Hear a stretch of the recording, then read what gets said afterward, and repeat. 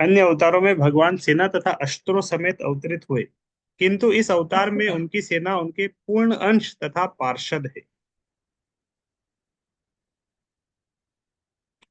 भगवान श्री चैतन्य महाप्रभु शिवजी तथा ब्रह्मा जी समेत समस्त देवताओं के परम आराध्य देव। ये देवता सामान्य मनुष्यों के वेश में उनके प्रति प्रेम प्रदर्शन करते हुए आए। वे अपने भक्तों को अपनी शुद्ध भक्ति का उपदेश देते हैं। क्या वे पुनः मेरे दृष्टि पथ पर विराजमान होंगे? ये रूप गोस्वामी द्वारा रचित स्तव माला का प्रथम श्लोक है, चैतन्याष्टक। अंगोपांग अस्त्र करे सो कार्य साधन, अंग शब्देर अर्थ आर सुन दिया मन। उनके पूर्ण अंश तथा पार्षद अपना निजी विशेष कर्तव्य मानकर उनके अस्त्रों का कार्य करते हैं। कृपया मुझसे अंग शब्द का दूसरा अर्थ सुनो। अंग शब्द अंश कहे शास्त्रेर प्रमाण, अंगेर अवयव उपांग व्याख्यान।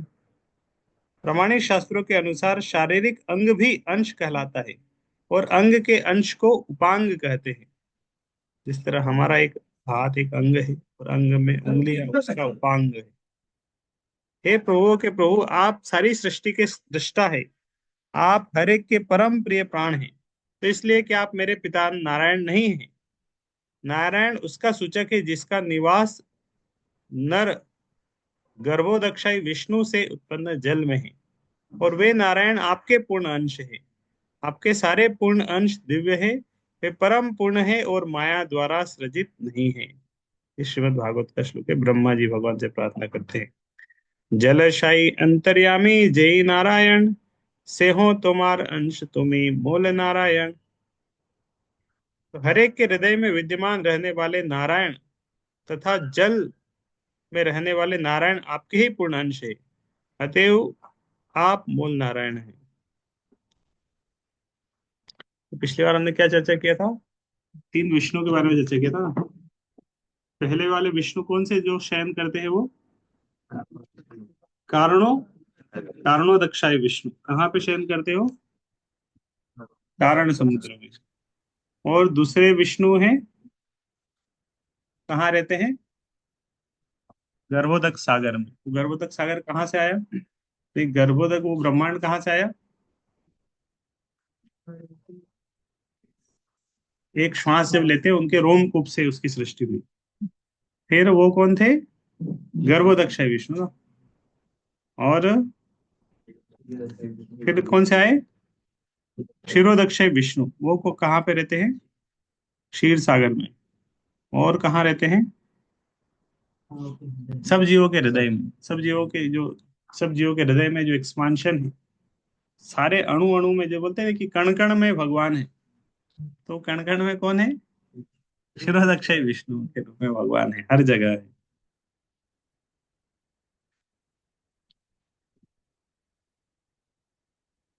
अंग शब्द अंश कहे से हो सत्य है, माया कार्य नहीं सब चिदानंदमय।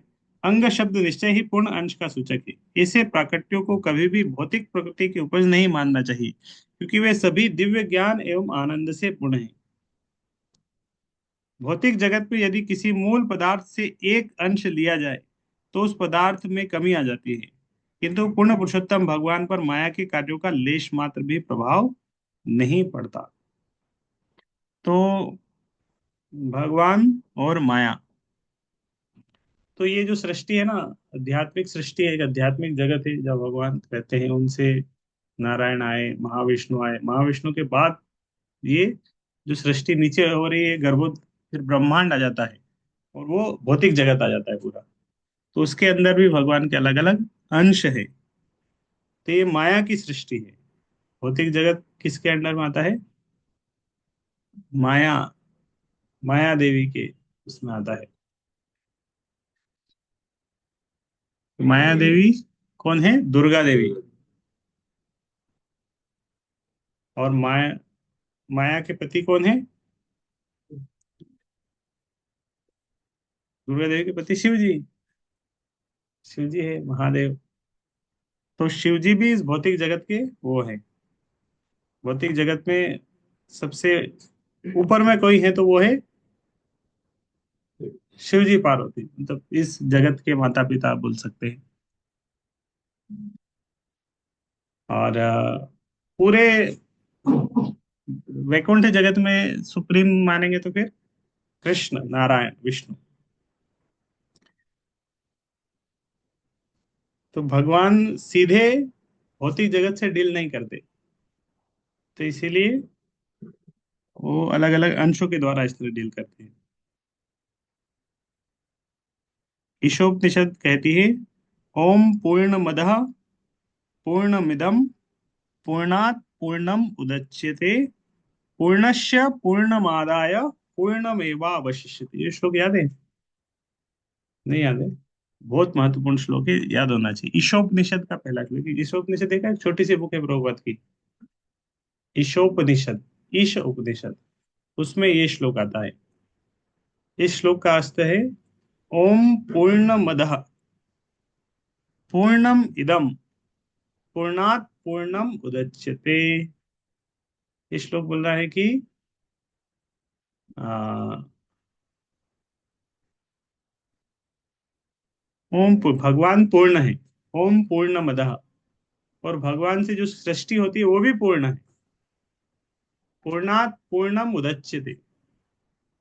और जब सृष्टि होती है तो मान लो एक डिब्बे है, एक डिब्बे में 10 गुलाब जामुन है, और यहाँ पे 10 भक्त बैठे हैं। हम 10 10 भक्तों को एक एक गुलाब जामुन देंगे तो डब्बे में कितने गुलाब जामुन बचेंगे? कितने बचेंगे? 0 बचेंगे। लेकिन ऐसा होता है कि 10 को 10 दे दिया, डब्बे में भी 10 बचे? नहीं होता है। लेकिन भगवान के साथ ऐसा होता है कि, या भगवान की सृष्टि में ऐसा है कि भगवान से कुछ एक्सपांशन हुआ, तो इसका अर्थ ये नहीं कि भगवान के पास कुछ कुछ कमी आ गई। भगवान हमेशा पूर्ण ही बने रहते हैं। उनसे हजारों हजारों ब्रह्मांड, लाखों करोड़ों ब्रह्मांडों की सृष्टि हो रही है महाविष्णु। ऐसा नहीं कि उन्होंने एक श्वास जब छोड़ा था और बहुत सारे ब्रह्मांड बाहर निकल गए थे तो महाविष्णु के अंदर में खाली हो गया था, है ना। महाविष्णु जब श्वास छोड़ते तो ब्रह्मांड की सृष्टि होती है, तो बहुत सारे ब्रह्मांड बाहर निकल गए। तो ऐसा नहीं कि अब उनके अंदर कुछ बचा नहीं, खत्म हो गए, या खाली हो गया, या कुछ कमी आ गई। ऐसा कुछ होगा क्या? भगवान के अंदर कुछ कमी आ सकती? तो कुछ कमी नहीं आई। और फिर सारे ब्रह्मांड जब अंदर आ गए तो ऐसा नहीं कि ओवरफ्लो हो गया, फ्लड आ गई, बाढ़ आ गई। हमारे नदियों में क्या होता है, गर्मी में क्या होता है, सूखा पड़ जाता है, और बरसात में बाढ़ आ जाती है ना। नदी की तो यही हालत रहती है, गर्मी में खत्म हो जाता है, सूखा पड़ जाता है, और बरसात में उसमें बाढ़ आ जाती है। तो वो लिमिटेड है उसका। लेकिन समुद्र में क्या होता है, समुद्र में बाढ़ आने से, या समुद्र में बाढ़ आती है, नदी, बहुत सारी नदियों में बाढ़ आ गई, सारा पानी जाके समुद्र में मिल गया। और वैसे भी नदियां समुद्र में मिल ही रही है हमेशा। समुद्र में कभी बाढ़ आती है, या समुद्र में कभी सूखा पड़ रहा है? तो समुद्र से कितना ही पानी लेंगे, समुद्र अपनी जगह बना रहता है, और समुद्र में कितना ही पानी डाले, वो हमेशा पूर्ण ही रहता है। तो ये श्लोक भगवान के बारे में इस तरह बताते हैं कि भगवान परम पूर्ण है। ओम पूर्णमदः ओम पूर्णमदः पूर्णमिदं पूर्णात पूर्णम उदच्यते। याद हुआ श्लोक? तो अच्छा श्लोक है, कहीं रिसाइट कर दें, लोग खुश हो जाएंगे, अरे बहुत अच्छे याद है आप।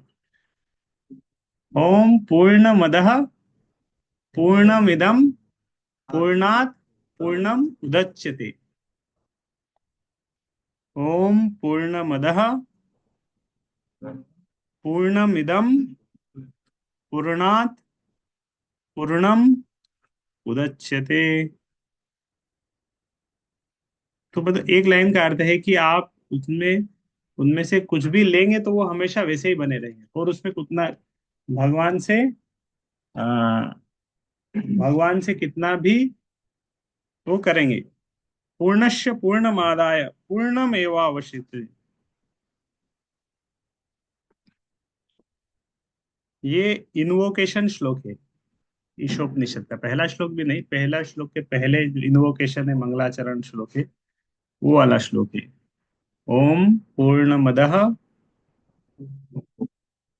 पूर्णमिदं पूर्णात् पूर्णम उदच्यते पूर्णस्य पूर्णमादाय